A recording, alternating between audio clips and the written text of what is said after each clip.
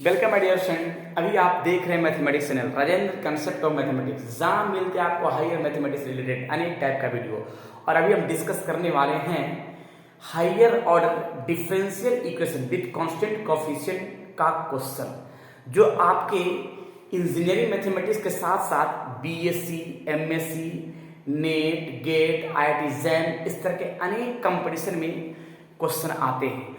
और ये सभी यूनिवर्सिटी के लिए ये बहुत ही बेस्ट और यूजफुल कॉन्सेप्ट अभी देने वाले हैं। और मोस्ट इंपॉर्टेंट क्वेश्चन भी हम डिस्कस बहुत सारे किया गया है। जो विद्यार्थी अगर इसके पहले लेक्चर नहीं पढ़े तो प्लेलिस्ट में पूरी वीडियो अपलोड कर दिया गया है, क्योंकि इस क्वेश्चन को सोल्व करने के लिए कॉम्प्लीमेंट्री फंक्शन की जरूरत होता है और पार्टिकुलर इंटीग्रल की जरूरत होता है। तो पार्टिकुलर और कॉम्प्लीमेंट्री फंक्शन कैसे निकालते हैं उसके बारे में इसकी पूरी वीडियो प्लेलिस्ट में सेट कर दिया गया है। तो अब हम कॉम्प्लीमेंट्री फंक्शन निकालेंगे, उससे पहले एक्सिलरी क्वेश्चन निकालेंगे, और एक्सिलरी क्वेश्चन कैसे निकालेंगे इसका भी वीडियो प्लेलिस्ट में हम अपलोड कर दिया गया है। और जब कॉम्प्लीमेंट्री फंक्शन और पार्टिकुलर इंटीग्रल दोनों अगर हो जाएगा तो दोनों का एडिशन ही जनरल सॉल्यूशन कहलाता है। ठीक है, तो चलते हैं इस क्वेश्चन का सॉल्यूशन कैसे करते जरा देखेंगे। चलिए सबसे पहले सॉल्यूशन करते हैं।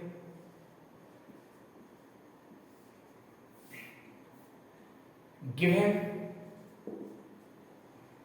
Differential equation is D square plus 1 into y equals to sine x और साइन 2x, जिसमें इस पार्ट में हम एक काम क्या करेंगे देखिएगा।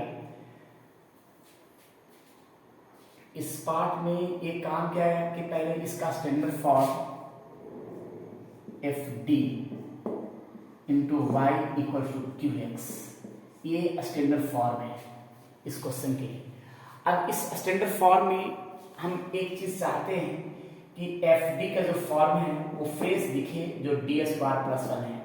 और एक्सिलरी इक्वेशन निकालने के लिए मैंने डी को एम के रूप में कन्वर्ट किया ताकि इसका एक्सिलरी इक्वेशन फ्रेश हम सेट कर सके। हालांकि डी के रूप में भी एक्सिलरी इक्वेशन निकाल सकते हैं, कोई डाउट नहीं है। तो अब एम बराबर 0, m square plus 1 equal to 0, तो एम स्क्वायर माइनस 1 अर्थात एम को प्लस माइनस आई आएगा, जो सामने दिख रहा है। यानी यहाँ पी का जो फॉर्म है ये फॉर्म मेरा आ गया इमेजिनरी पार्ट का आ गया टर्म, यानी 0 प्लस माइनस आई, यानी हम लिख सकते हैं अल्फा प्लस माइनस आई बीटा। इसका कॉम्प्लीमेंट्री फंक्शन निकालने के लिए ये तो रहा एक्सिलरी इक्वेशन का फॉर्म, मेरा रियल भी आया, इमेजिनरी आया और अनइक्वल आया। तो उसके लिए ई के पावर अल्फा और c1 cos beta x plus c2 sin beta x। मैंने जितने भी फॉर्म लिखवाया है सभी का एकदम सामने दिखाया है। अल्फा देखिए, अल्फा मेरा 0 है, 0x, और c1 cos बीटा, बीटा मेरा यहाँ पे 1 है तो सिर्फ x लिखाएगा, c2 बीटा मेरा 1 ही है तो sin x लिखाएगा, राइट। यानी sin x का पार्ट है, यानी आ गया कॉम्प्लीमेंट्री फंक्शन का बेहतरीन टर्म जो सामने दिख रहा है। इस फॉर्म को हम e के पावर 0 ना भी लिख सकते हैं, ठीक है। अब यहाँ पे कॉम्प्लीमेंट्री फंक्शन का जो टर्म है वो तो दिख गया। अब इसका हम पार्टिकुलर इंटीग्रल निकाल सकते हैं। पार्टिकुलर इंटीग्रल कैसे निकाल सकते हैं, एक मिनट, कॉम्प्लीमेंट्री फंक्शन यहाँ भी हम से लिख देते हैं फ्रेश तरीका से, क्योंकि e के पावर 0 तो खत्म, तो बचेगा सिर्फ यही, यानी c1 cos x plus c2 sin x, right. अब पार्टिकुलर इंटीग्रल की ओर चलते हैं। तो particular integral 1/fd into qx का जो पार्ट है 6 केस का फॉर्म है। अभी सेकेंड केस में मेरा साइन का फॉर्म चल रहा है, और यहाँ पे e के पावर x भी हो सकता है, यहाँ पे x भी हो सकता है, x इंटू ई के पावर x होता है, हर एक टाइप का हो सकता है, ठीक है। तो एफ डी मेरा यहाँ पे है डी स्क्वायर प्लस 1, और क्यू एक्स मेरा साइन यहाँ देखिएगा है साइन x और साइन 2x। अब देखिए यहाँ पे थोड़ा सा चेंजिंग दिखेगा, यहाँ पे दो पार्ट दिख रहा है। अब दो पार्ट है और दोनों साइन का फॉर्म है, दोनों ट्रिमेट्री है, दोनों तो अलग अलग है नहीं, ताकि दोनों का कोफिशिएंट का स्क्वायर करके हम पुट कर दे डी स्क्वायर के स्थान पर। तो इसके लिए हमको ये दोनों को अलग अलग करना होगा एक ट्रिमेट्री यूज करके। तो कैसे यूज करेंगे ट्रिमेट्री का, जरा इसका पार्ट हम यहाँ से दिखाते हैं। तो 1/d² + 1, यहाँ पे हम 2 से मल्टीप्लाई और डिवाइड करते हैं ताकि मेरा एक ट्रिमेट्री का फॉर्मूला यूज हो जाए। और ट्रिमेट्री का क्या फॉर्मूला यूज होगा, यहाँ पे फॉर्मूला लिख दे रहे हैं, 2 sin A into sine B का formula cos A minus B और minus cos A plus B. ये ट्रिमेट्री का फॉर्मूला है, इसी फॉर्मूला को यूज करके हमको बना लेना है पूरी टर्म।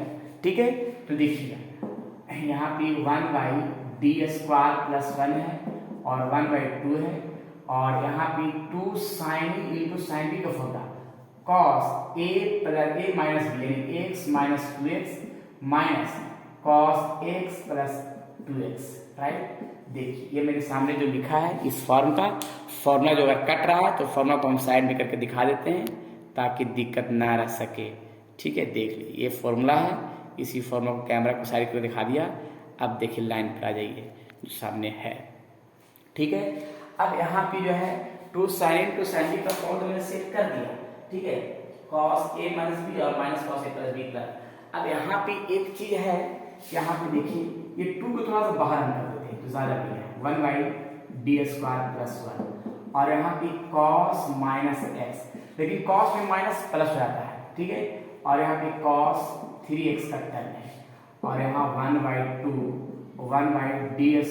प्लस 1, तो यहाँ पे cos x हो गया और cos 3x हो गया। अब ये पार्ट जो है दोनों में हम डिवाइड कर देते हैं, 1/2 तो रहने देते हैं। ठीक है, और दोनों में जब डिवाइड करेंगे तो 1/d² प्लस 1 cos x और 1/d² plus 1 cos 3x, right. हाँ, अब इसमें हम x का जो कोफिशिएंट है माइनस, यहाँ पे 1 तो -1 का स्क्वायर इसमें हम पुट करेंगे और यहाँ पे प्लस, तो काट सकते तो 0 आ जाएगा। जब 0 आ गया, देखिए x का ऑप्शन क्या है, -1 का स्क्वायर प्लस 1, तो ये तो 0 ही आ जाएगा, यानी ये 0 आ जाएगा। ठीक है, अब यहाँ पे देखिए x का ऑप्शन क्या है 3, तो -3 का स्क्वायर प्लस 1, तो ये आ जाएगा -8 आ जाएगा, यानी ये 0 नहीं है, लेकिन ये 0 है। जब 0 होगा तो नॉमिनेटर पार्ट में x से मल्टीप्लाई करेंगे और डिनोमिनेटर को डिफरेंशिएट कर देंगे। ठीक है, हम यहाँ पे करते हैं इसको मिटाने के बाद, नोट कर लीजिए। देखिए तो पार्टिकुलर इंटीग्रल के लिए pi इक्वल्स टू 1/2 और यहाँ पे 0 जब आ रहा है तो नोमिनेटर पार्ट में मैंने 1 से मल्टीप्लाई कर दिया और डिनोमिनेटर को डिफरेंशिएट कर दिया, तो d² का 2d हो जाता है और 1 का 0, और ये cos x का जो पार्ट फिक्स है, और इसमें जब हम पुट किया तो -3 का स्क्वायर प्लस 1 और यहाँ पे cos 3x, इसका 0 नहीं आया तो हम कंटिन्यू कर दिया, और 1/2 और x/2 1/d cos x, और मैंने इसके बारे में बताया क्या, यहाँ पे बताएगा -8 cos 3x, लेकिन मैंने इसके बारे में बताया कि जब ओनली d रहता है तो डिफरेंशिएट होता है, लेकिन 1/d है तो इसका इंटीग्रेट होगा, इसका इंटीग्रेट मेरा आ जाएगा, देखिएगा cos का इंटीग्रेशन होता है ओनली sin, यानी sin x और माइनस प्लस 1/8 cos 3x, यानी ये आ गया मेरा pi का फॉर्म जो सामने दिखा, यानी 3x। तो pi जो सामने दिख रहा है वो परफेक्ट है, इसमें कोई डाउट नहीं है। अब यहाँ p से जो है pi तो पता हो गया और cs भी पता चल गया, दोनों दिख रहा है, तो हम जनरल सोल्यूशन निकाल सकते हैं जनरल सोल्यूशन के लिए, लेकिन हम इसको मल्टीप्लाई पे अंदर कर देते हैं, तो x/4 sin x और 1/16 cos 3x, ये आ गया pi का form, the general solution, the general solution is y equals to cf plus pi। cf का पार्ट जो सामने वहां पे लिखा हुआ है मिटा नहीं है, यानी c1 cos x और c2 sin x प्लस ये हो गया pi x/4 sin x और 1/16 cos 3x। ये रहा मेरा कंप्लीट आंसर जो सामने दिख रहा है, राइट। तो इस तरह से क्वेश्चन का हम सॉल्यूशन कर सकते हैं। यहाँ पे 3x फ्रेश देते हैं, 3x। चलिए, तो इस तरह से क्वेश्चन को हम सॉल्यूशन कर सकते हैं। और अभी मैंने बहुत सारा क्वेश्चन मैंने डिस्कस किया और प्रत्येक अलग अलग टाइप का मैंने क्वेश्चन डिस्कस किया है, इसमें किसी प्रकार का डाउट नहीं रहना चाहिए। अगर और भी चाहिए तो कमेंट बॉक्स में ज़रूर जो है बोलिएगा, ताकि उस पर भी जो है हम और भी क्वेश्चन हम डिस्कस करें, ठीक है। और एक चीज़ जाते जाते बोलना चाह रहे हैं, टेलीग्राम ग्रुप जो डिस्क्रिप्शन बॉक्स में दिया हो उसमें ज़रूर ज्वाइन कीजिएगा। उसमें कुछ नए नए क्वेश्चन भी कभी कभी मिलेंगे प्रीवियस ईयर का, जो भी आपके यूनिवर्सिटी में या जो भी इंजीनियरिंग यूनिवर्सिटी में पूछे जाने क्वेश्चन हैं वो सभी आपके अवेलेबल मिलेंगे, ठीक है। तो टेलीग्राम ग्रुप में ज़रूर जुड़ना है सभी विद्यार्थियों को, और जो क्वेश्चन है, जो प्रॉब्लम है, वो टेलीग्राम पर भी भेज सकते हैं, ठीक है, ताकि उसका हम सोल्यूशन करें। चलिए आज इतना ही, फिर नेक्स्ट वीडियो में मिलेंगे और भी बेहतरीन क्वेश्चन और बेहतरीन थ्योरी के साथ। जब तक के लिए आप लोग खुश रहिए, स्वस्थ रहिए और मस्त रहिए, और पढ़ते रहिए higher order differential equation with constant coefficient. और विद्यार्थियों में ज़रूर शेयर कीजिए, सब्सक्राइब कीजिए और लाइक कीजिए, ताकि हौसला मेरा बुलंद हो सके आपके एक लाइक और सब्सक्राइब की वजह से, ठीक है। चलिए ठीक है।